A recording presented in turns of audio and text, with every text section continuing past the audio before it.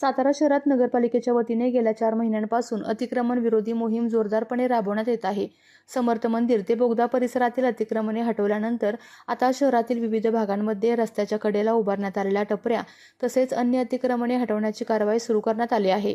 नगरपालिकेच्या अतिक्रमण विभागाच्या वतीने अतिक्रमण केलेल्या व्यावसायिकांना नोटिसा बजावून अतिक्रमणे स्वतःहून हटवण्याची सूचना करण्यात आली होती.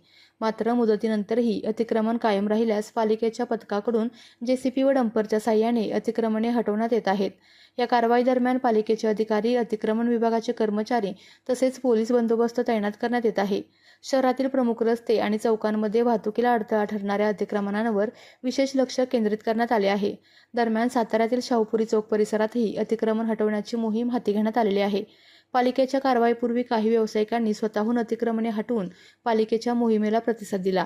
त्यामुळे परिसरातील रस्ते आणि पदपथ मोकळे होण्यास मदत झालेली आहे.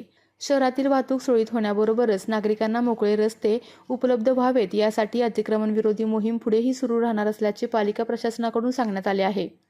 आपल्या तालुक्यातील जिल्ह्यातील बातम्या सर्वप्रथम पाहण्यासाठी आजच सातारा न्यूजला YouTube चॅनलवर सबस्क्राईब करा, लाईक करा, शेअर करा आणि बेल आयकॉन प्रेस करायला विसरू नका.